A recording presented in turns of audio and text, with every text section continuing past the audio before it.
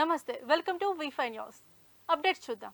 అనంతపురం జిల్లాలో మీనాక్షి ఫౌండేషన్ ఆధ్వర్యంలో నిర్వహించిన పుస్తకావిష్కరణ సభ ఘనంగా జరిగింది. ఈ కార్యక్రమానికి ఉమ్మడి ఆంధ్రప్రదేశ్, తెలంగాణ విశ్రాంత హైకోర్టు న్యాయమూర్తి జస్టిస్ బి చంద్రకుమార్ ముఖ్య అతిథిగా హాజరయ్యారు. ఈ సభలో ముఖ్య అతిథులుగా రవికాంత్ రమణ, మచ్చ రామలింగారెడ్డి పాల్గొన్నారు. అలాగే గౌరవ అతిథులుగా విక్కీ కృష్ణ, జల్ది విద్యాధర్, యావర్తి ధనలక్ష్మి, డాక్టర్ మురళి, ఏలూరు యంగన్న, టి కృష్ణమూర్తి తదితర ప్రముఖులు పాల్గొని ఈ కార్యక్రమాన్ని విజయవంతం చేశారు. సరే అని చెప్పేసి అది ఆ పేపర్ తీసుకొని నేను ఏం చేశానంటే జడ్జి గారు అన్నారు, మా డ్రైవర్కి చెప్పి సార్ బస్ స్టాండ్ దాకా దింపి అకౌంట్ నుంచి సూట్ కేసు పెట్టుకొని బస్ స్టాండ్ దాకా వచ్చేసాను. బస్ స్టాండ్ దాకా రాగానే ఏమైందంటే మా డ్రైవరు సూట్ కేసు తీసుకొచ్చి బస్ స్టాండ్ నాకు అప్పచెప్పేసి సార్ నేను వెళ్ళాను, అది వెళ్ళామయ్యా. సో నన్ను ఇచ్చిన అహ్మద్ నగర్ జిల్లా జడ్జి కారు డ్రైవర్ వెళ్ళిపోయాడు. సూట్ కేసు పట్టుకుని బస్ స్టాండ్లోకి వెళ్తున్నాను. చూస్తే హైదరాబాద్ బస్సు వెళ్ళిపోతుంది అంత దూరం నుంచి. అదే బస్సు పోయింది, ఏం చేద్దాం అని అక్కడ ఎంక్వైరీ దగ్గరికి వెళ్ళి ఏమండి హైదరాబాద్ బస్సు అంటే, సార్ ఇదే లాస్ట్ బస్సు, దీని తర్వాత బస్సు లేదు, దీని తర్వాత బస్సు లేదంటే మరి ఏం చేయాలా అని చెప్పేసి ఆలోచిస్తూ హైదరాబాద్కి టికెట్ ఎంత అవుతుంది బస్ టికెట్ ఆయన లెక్క చూసి 220 రూపాయలు, 230 రూపాయలు. ఎందుకో నేను టీ తాగుదామని చెప్పేసి పర్సు తీసి పర్సులో డబ్బులు లెక్క పెడితే 180. ఈ 180 రూపాయలు బస్ ఛార్జీ కూడా సరిపో. ఏం చేద్దాం అని వెళ్ళేసి అదే సరే మళ్ళీ ఒకసారి ఆ జడ్జి గారి దగ్గరికి వెళ్ళి పరిచయం కదా, 100 రూపాయలు 200 రూపాయలు అప్పడుగుదామా అని ఆలోచన వచ్చిన తర్వాత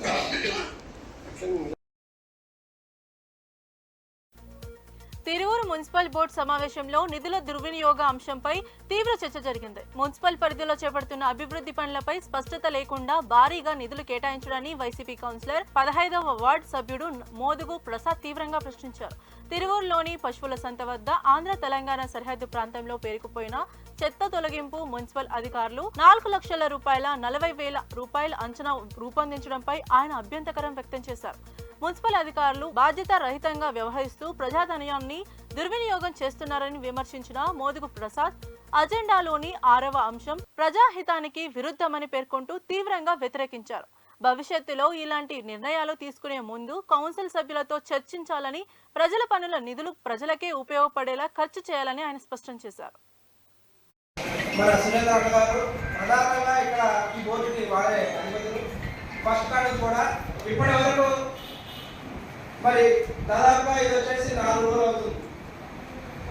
ఈ 4 రోజుల్లోని నగర పంచాయతీ సాధారణ నిధుల నుంచి మరి మన తెలంగాణ సరిహద్దులో ఉన్నటువంటి డబ్బింగ్ యాప్ని తీర్చడం 4,50,000 రూపాయలు పెట్టారనే విషయం మరి 4 రోజులు తెలుసు కదా. దీన్ని మార్చుకోవాల్సినటువంటి బాధ్యత మీకే ఉంది. ఇక్కడికి టైం ఉంది కదా, ఈ లోపల ఎందుకు మీరు చేంజ్ చేసుకోకుండా ఈ రోజు మీటింగ్ రోజు మీరు దీన్ని మేము అనుకోవాలి ముందుగానే మీరు ప్రశ్నిస్తున్నారా, వాళ్ళే మీ ఓటు మీరే ప్రశ్నిస్తున్నారా? 4,50,000 రూపాయలు ఎస్టిమేషన్ ఎలా వేశారు? అక్కడ చట్టం ఉందని మీరు నిరూపించగలరా? నిన్నే కోడిపల్లి తెలంగాణలో సంక్రాంతి సందర్భంగా అవి మొత్తం కూడా క్లీన్ చేసి ఉన్నాయి. అవి మొత్తం కూడా మేము రిక్వెస్ట్ చేసాం. ఎంత టైం పడుతుంది, ఎన్ని గంటలు పనిచేస్తారు చేసి చేస్తే దానికి ఎంత ఖర్చు అవుతుంది? దీనికి 4,40,000 రూపాయలు ఎలా కేటాయించారు? మరి దీనికి వివరణ ఎవరిస్తారు?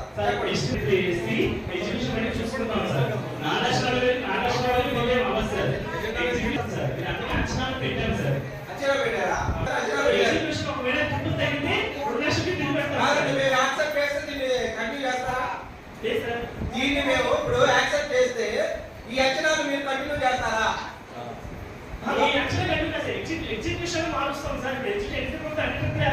అసలు అక్కడ ఏమి లేదు. ఇప్పుడు నేను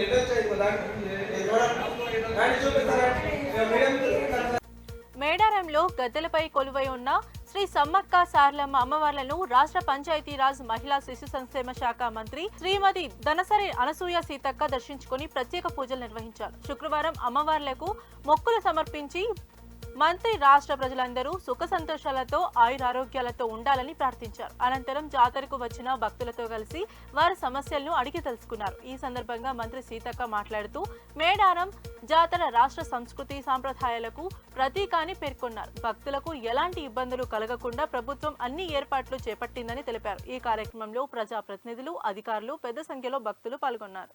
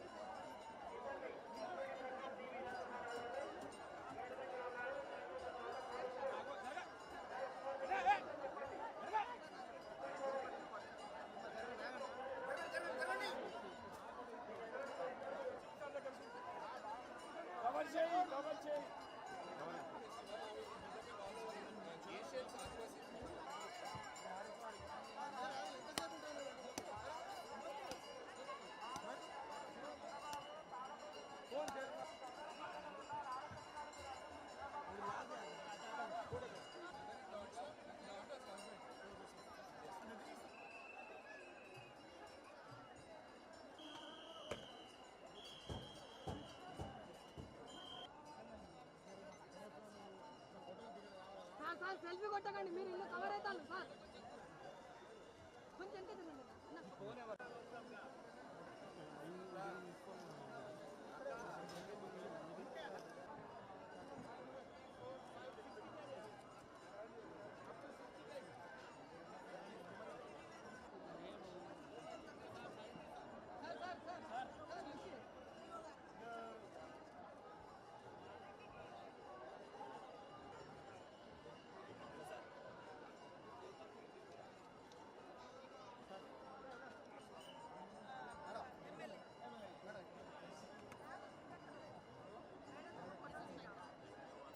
ఖమ్మం జిల్లా కల్లూరు మండలం ఎన్ఎస్పీ ఎస్టీ కాలనీలో పిన్కేర్ ఫైనాన్స్ సిబ్బంది దౌర్జన్యం కలకలం రేపింది. ఆర్థిక ఇబ్బందుల కారణంగా లోన్ బకాయి చెల్లించకపోయిన కుటుంబాలపై ఫైనాన్సర్లు హద్దు మీరి వ్యవహరించారని స్థానికులు ఆవేదన వ్యక్తం చేశారు.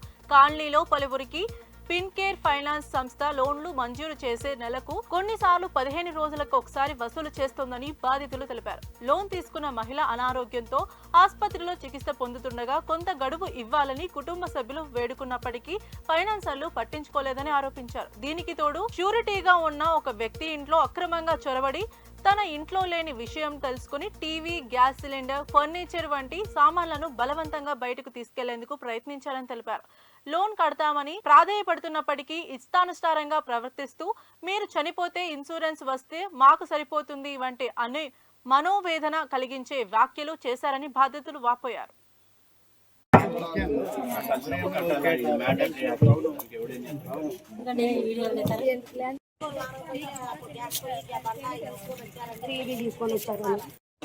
మాకేం తెలియదని చెప్తున్నారు వాళ్ళు. అసలు వాళ్ళకి అజ్ఞానము, పని లేదు, పాట లేదు, తెలియదు. నన్ను కూడా ఒకనాడు ఏమో దౌర్జన్యం చేసిండు నా మీద కూడా. నేను కడుతున్నా కూడా కట్టినాను అనలేదు. నేను మౌనంగా కూకుంటే మౌనంగా నువ్వు సార్ల మీద అరవకూడదని మౌనం కూకుడు వచ్చి నాలుగు మొక్కని దెంగ అని అలాంటి మాట్లాడడం పక్కన మనుషులు కూడా సాక్ష్యం కూడా ఉన్నారు. ఏం మాట్లాడకూడదని కూకున్నందుకు ఇంట్లో ఇప్పుడు బీరో చూడదు, బీరో డబ్బులు పోతే డబ్బులు కట్టాలా. బీరో ఓపెన్ చేయలేదు, బీరో లాకర్ మొత్తం ఓపెన్ చేసి ఉన్నాయి. ఏం పోతే కట్టాలి. ఇప్పుడు వాళ్ళు కట్టాలి. బీరో డబ్బులు నేను పోతే కట్టాలి. అండి. మా అమ్మ లోన్ తీసుకుంది, మా అన్నయ్య అని హామీకి పెట్టారు. అయితే 3 నెలల నుంచి లోన్ కట్టట్లేదు. స్తోమత బాగాలేక మా అన్నయ్యకి మా బాబుకి యాక్సిడెంట్ జరిగింది. అందువల్ల మేము కట్టలేదు, వెనకబడిపోయినాం. మేము కడతామని చెప్పినా కూడా వినకోకుండా మా ఇంట్లోకి వచ్చి హామీ ఉన్న అన్నయ్య వాళ్ళ ఇంట్లోకి వచ్చి టీవీ, గ్యాస్ సిలిండర్ పీక్కున్నారు. బాగా చిక్కచిక్కా చేశారండి. మేము సమాధానం చెప్తూనే ఉన్నాం కడతా అని చెప్పిన, వినకుండా మా మొత్తం పీక్కున్నారు. అనుకుంటున్నా ఇక నుంచి మేము కట్టలేమండి లోను. మా దగ్గర స్తోమత లేదు, మా ఇల్లు వాటి లేదండి. కట్టాలి, చేయాలని డిమాండ్ చేస్తున్నారు. మేము కట్టలేమండి.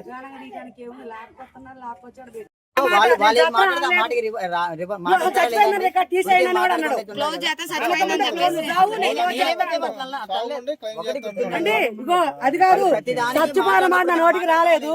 నువ్వు చచ్చిపోతే నేను క్లోజ్ చేస్తాను, జావు అని అండు. స్వచ్ఛంగా జరిగింది ఇదే. వీడియో ఉంది, వాళ్ళ దగ్గరే ఉంది వీడియో, మొత్తం వీడియో ఉంది వాళ్ళ దగ్గరే. వాళ్ళే తీసుకున్నారు, నాకు ఎవరు లేరు. నేను వీడియో తీయడానికి కూడా. యాదాద్రి భువనగిరి జిల్లా వలికొండలో శ్రీ హరిహర క్షేత్రంలో 12వ వార్షిక కుంభాభిషేక మహోత్సవాలు ఘనంగా కొనసాగుతున్నాయి. ఈ మహోత్సవాల్లో భాగంగా 8వ రోజు శుక్రవారం త్రిశక్తి అమ్మవార్లకు 1008 మంది మహిళలతో సహస్ర కలశాభిషేకం అంగరంగ వైభవంగా నిర్వహించారు. వలికొండ రామాలయం నుంచి త్రిశక్తి దేవాలయం వరకు శోభయాత్రగా తరలివచ్చిన మహిళలు తెచ్చిన 1008 కలశాలతో అమ్మవార్లకు ప్రత్యేక అభిషేకాలు చేశారు. అనంతరం భక్తులకు అన్నప్రసాద కార్యక్రమం నిర్వహించారు. ఈ కార్యక్రమానికి ముఖ్య అతిథిగా భువనగిరి ఎమ్మెల్యే కుమ్మం అనిల్ కుమార్ రెడ్డి పాల్గొని అమ్మవార్లకు ప్రత్యేక పూజలు నిర్వహించారు. ఆయన మాట్లాడుతూ ఈ కార్యక్రమాన్ని విజయవంతంగా నిర్వహించిన త్రిశక్తి దేవాలయ నిర్వాహకులు, భక్తులకు కృతజ్ఞతలు తెలిపారు. ఈ కార్యక్రమంలో వలికొండ సర్పంచ్ కుంభం వెంకట్ పాపిరెడ్డి, ఉప సర్పంచ్ మాల్గా మాధవి, వేద పండితులు, మహిళా భక్తులు, పోలీస్ సిబ్బంది, ఆర్ఎస్ఎస్ కార్యకర్తలు, ఆర్యవైశ్య సంఘం నాయకులు, పద్మశాలి సంఘం సభ్యులు, అయ్యప్ప భక్తులు, గ్రామ పెద్దలు తదితరులు ఈ పెద్ద సంఖ్యలో పాల్గొన్నారు.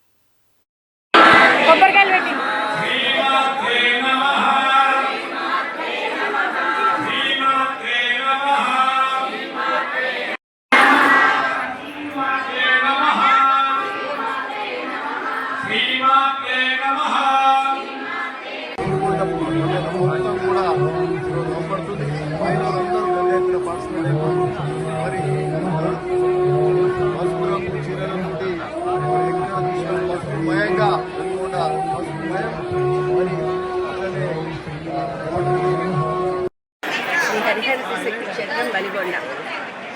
ఈ క్షేత్రంలో 9 దేవాలయాలు ఉన్నాయి. ప్రతిష్ట గావించి 12 ఏళ్ళు జరిగాయి. ఈనాడు ఆ 12 ఏళ్ళు జరిగేటువంటి శుభతరుణాన పుష్కర కుంభోత్సవం అంటాము. పుష్కర కాలం అంటే పుష్కరాలు వస్తూ ఉంటాయి, ప్రతి నదికి కుంభమేళా వస్తుంది. అలాగే ప్రతి దేవాలయము ప్రతిష్ఠించిన తర్వాత పుష్కర బ్రహ్మోత్సవాల్లో వచ్చిన అందరికీ అమ్మానుగ్రహం కలగాలని కోరుకుంటూ, ఇదే విధంగా ఆదివారం నాడు మాఘ పౌర్ణమి 12 సంవత్సరాలు పుష్కరోత్సవం చేసుకున్న సందర్భంలో ప్రతి దేవాలయం పైన శిఖరాల కలశాల అభిషేకం జరుగుతుంది. ఆ రోజు విశేషంగా 8 గంటలకి కార్యక్రమం మొదలవుతుంది. అందరూ ఇదే విధంగా వచ్చి అమ్మవారి ఆశీర్వాదం తీసుకోండి. శిఖర గౌరవనీయులు కీర్తిశేషులు సూరి నరసింహశాస్త్రి గారు హరిహర త్రిశక్తి క్షేత్రాన్ని సంకల్పించాలని దృఢమైన నిశ్చయంతో 1980లో శంకుస్థాపన చేసినటువంటి వలిగొండలో ఉన్నటువంటి ఈ హరిహర త్రిశక్తి క్షేత్రము ప్రతిష్టకు నోచుకొని మరి పుష్కర కాలం పూర్తి చేసుకున్నది. 1980లో వారు ప్రతిష్ఠ చేయాలని సంకల్పించుకున్నటువంటి దేవాలయం నిత్యము కూడా ఏదో రకమైనటువంటి ఒక్కొక్క కదలికతో ముందుకు వెళుతున్నటువంటి దేవాలయం మహత్తరంగా వైభవంగా నిర్మించబడి 2013లో గొప్పనైన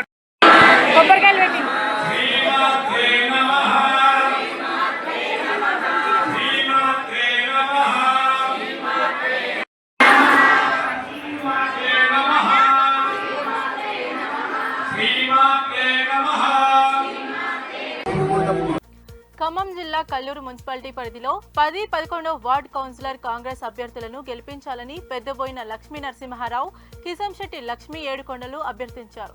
గత 2 సంవత్సరాల కాలంలో కాంగ్రెస్ ప్రభుత్వం ఎన్నో అభివృద్ధి కార్యక్రమాలు పుల్లయ్య బంజరా, లోకారం గ్రామంలో చేశాయని, ఇంకా ముందున్న కాలంలో ఎన్నో అభివృద్ధి కార్యక్రమాలు నిర్వహిస్తామని తెలిపారు. బీఆర్ఎస్ ప్రభుత్వంలో 10 సంవత్సరాల కాలంలో ఎటువంటి అభివృద్ధి జరగలేదని వారు ఆరోపించారు. అధికార పార్టీలో ఉన్న మేము ఏనాడు గ్రామాల్లో ఎవరిని ఇబ్బంది పెట్టలేదని అన్నారు. మా నాయకత్వంలో బలపరిచిన 10-11 వార్డు కౌన్సిలర్ అభ్యర్థులను గెలిపించాలని కోరారు. ఈ కార్యక్రమంలో మాడిశెట్టి శ్రీనివాసరావు, బందెల రాధాకృష్ణమూర్తి, శివాలయం చైర్మన్ వెంకటేష్ పలువురు పాల్గొన్నారు.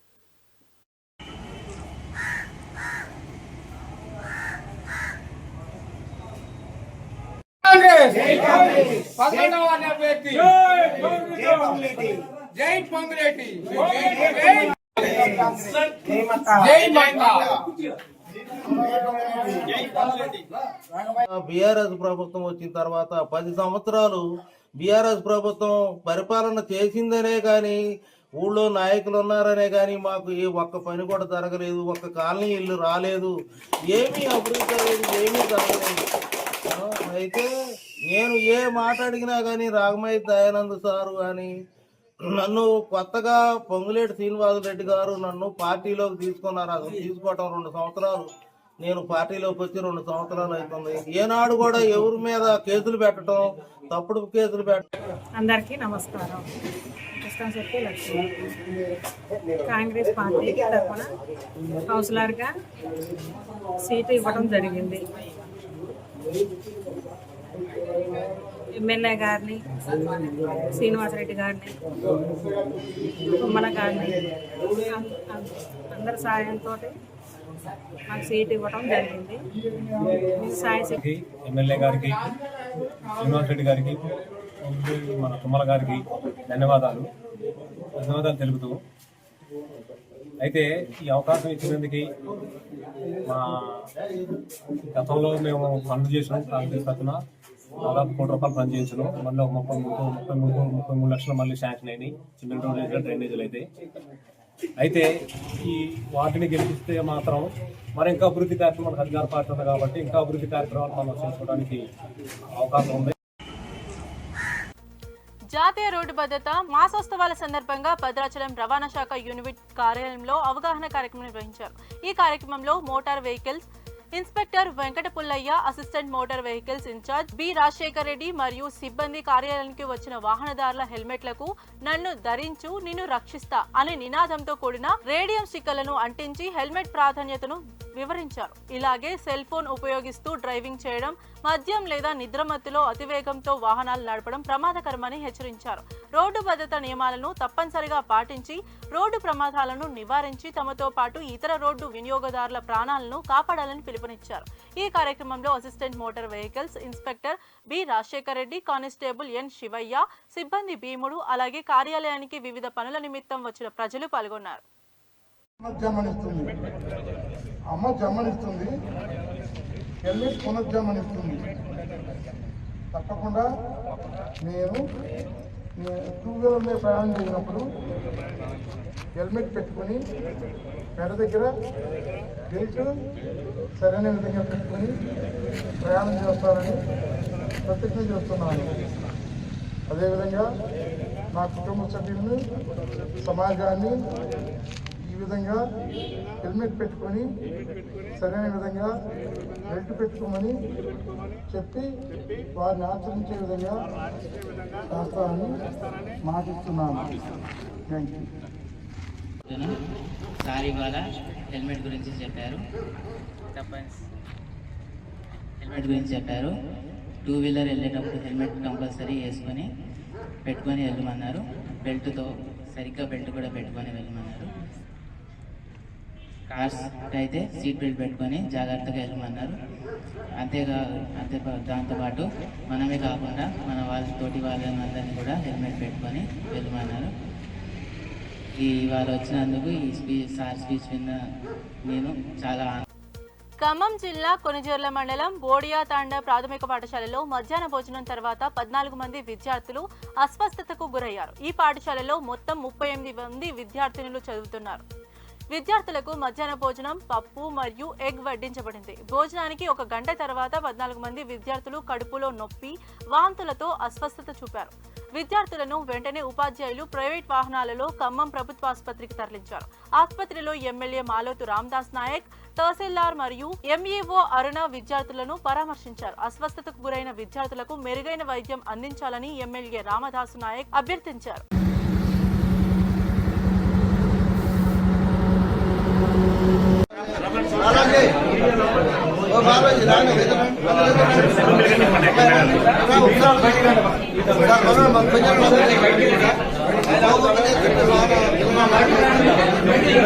అసలు కానీ చెడు ఎక్కువైంది.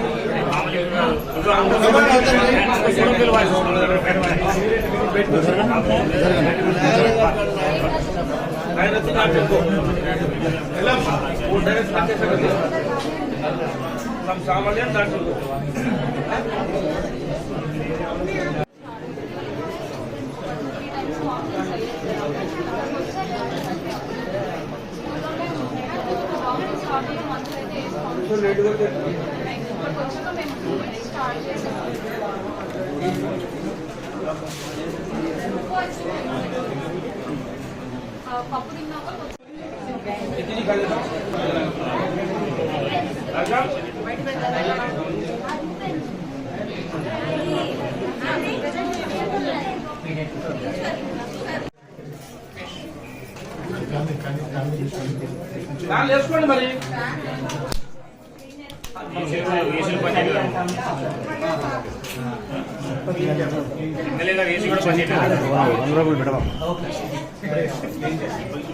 భయ్యా మొబైల్ అటెండ్ అన్న అని చెప్పి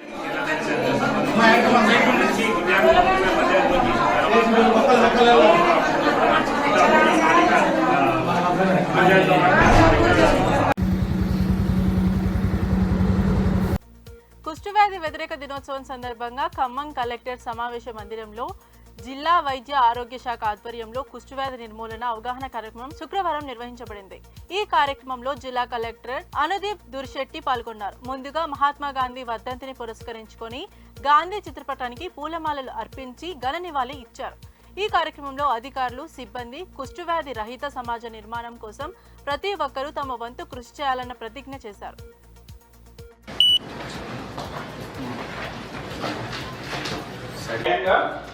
ట్రీట్మెంట్ ఇచ్చి వారికి స్పర్శించి 15 days యాక్టివిటీ స్పర్శ లెప్రసీ అవేర్నెస్ క్యాంపెయిన్ అనేటువంటిది ఒకటి.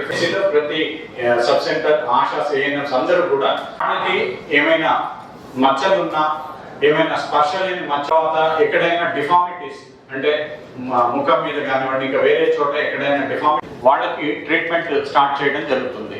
ఇందులో 2 రకాలైనటువంటి అంటే 1-2 ప్యాచెస్ ఉన్నప్పుడే కేసెస్ ని డిటెక్ట్ చేయడానికి మనకి వీలవుతుంది. దర్స్ అయినటువంటిది పూర్తిగా మనకి క్యూర్ చేయడానికి అవకాశం ఉంది. సార్ మన దగ్గర ఉన్నటువంటి 1-2 పిహెచ్సిస్ ఏరియాస్ లో కొంచెం ఎక్కువగా కేసెస్ వస్తున్నాయి, డిటెక్ట్ చేసి వాటిని కూడా ట్రీట్మెంట్ స్టార్ట్ చేయడం జరుగుతుంది sir. Thank you sir. So పేషెంట్ని తీసుకొచ్చి మీరు పిక్లో కూడా చూస్తున్నారు.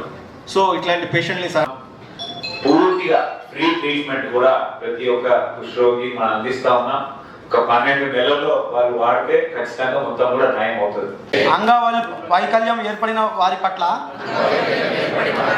శ్రద్ధ వహిస్తానని మరియు వారి నివాసానికి సమీపంలో ఉన్న ఏదైనా కార్యక్రమంలో నేను ప్రతిజ్ఞ చేస్తున్నాను.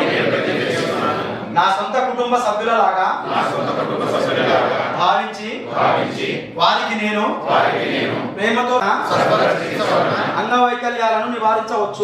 సిద్దిపేట జిల్లా దుబ్బాక మున్సిపాలిటీ ఎన్నికల సందర్భంగా నామినేషన్ ప్రక్రియను పరిశీలించిన సిద్దిపేట సిపి రష్మి పెరుమాల్ మీడియాతో మాట్లాడారు. ఎన్నికల ప్రశాంతత వాతావరణంలో జరిగేందుకు ప్రతి ఒక్కరూ సహకరించాలని ఆమె కోరారు. సమస్యాత్మక మున్సిపాలిటీలలో పటిష్టమైన పోలీస్ బందోబస్తు ఏర్పాటు చేయబడిందని వెల్లడించారు. ఓటర్లను మభ్యపెట్టేందుకు అభ్యర్థులు మద్యం, డబ్బు లేదా వస్తువులు పంపిణీ చేస్తే ఎన్నికల నిబంధనలకు లోబడి ప్రతి ఒక్కరూ నడవాలని, పోలీసులకు సహకరించాలని సూచించారు. ఈ కార్యక్రమంలో ఏసీపీ రవీందర్ రెడ్డి, సిఐ రాజేష్, స్థానిక ఎస్ఐలు కూడా పాల్గొన్నారు.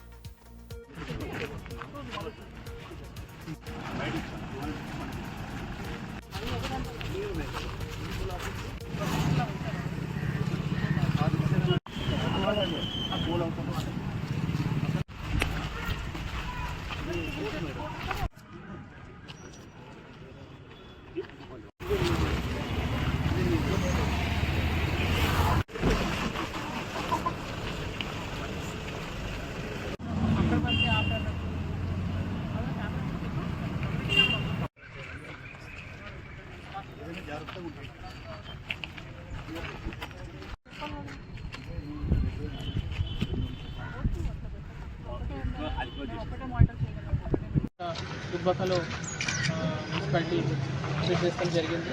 ఈ నామినేషన్ ప్రాసెస్ అంతా పీస్ఫుల్గా జరుగుతుంది. ఇప్పటివరకు ఏమీ ఎట్లాంటి ఇష్యూస్ రాలేదు. ప్రజలందరితో మా రిక్వెస్ట్ ఎవరైనా నామినేషన్ వేయాలనుకుంటే ఇలా లాస్ట్ సో టైం లోపల వచ్చేసి మీ నామినేషన్ తీసుకోవచ్చు. ఆల్సో ఇప్పుడు మోడల్ కోడ్ ఆఫ్ కండక్ట్ ప్లేస్లో ఉంది. సో అందరికీ రిక్వెస్ట్ చేస్తున్నాం, ప్రాపర్ దాని ఇన్స్ట్రక్షన్స్ ప్రకారం రూల్స్ అన్నీ ఫాలో చేయండి, లేకపోతే మళ్ళీ దాని గురించి సీరియస్ యాక్షన్స్ ఉంటాయి. సో ప్రెజెంట్లీ అంతా ఎలక్షన్ ప్రాసెస్ అంతా పీస్ఫుల్గానే జరుగుతుంది. All the 4 municipalities, Siddipet district ఎట్లాంటి ఇష్యూస్ లేవు. మేడం, ఇప్పుడు జిల్లాలో 4 చోట్ల ఎన్నికలు జరుగుతున్నాయి కదా, మీ పోలీస్ తరఫున ఎలాంటి ఏర్పాట్లు చేశారు, భద్రత ఎలా ఉంది? అంటే బేసిక్లీ ఎలక్షన్స్ ప్రక్రియ స్టార్ట్ అయితేనే కొన్ని ప్రొసీజర్స్ ఉంటాయి which we have to complete. So అవన్నీ ఆల్రెడీ స్టార్ట్ అయినాయి. లైక్ చెక్ పోస్ట్ పెడతాము, ఎఫ్ఎస్టీ టీమ్స్, ఎస్ఎస్టీ టీమ్స్, ఏరియాలో పెట్రోలింగ్, దెన్ వెహికల్ చెకింగ్.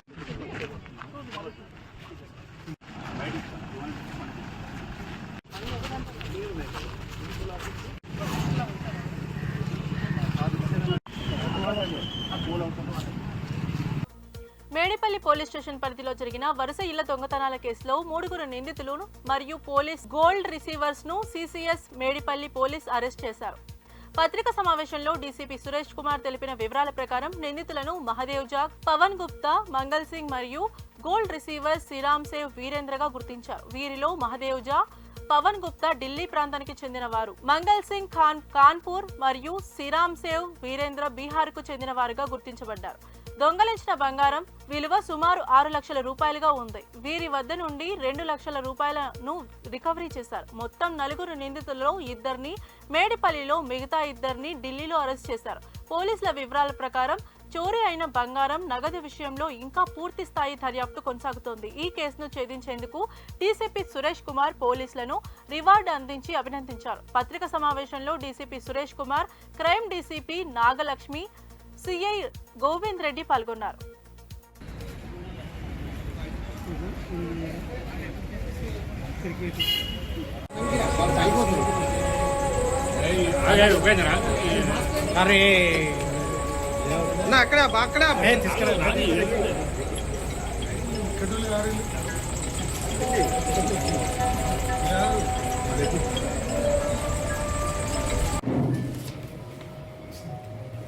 ऐसे रसिंग बासिंग महिबा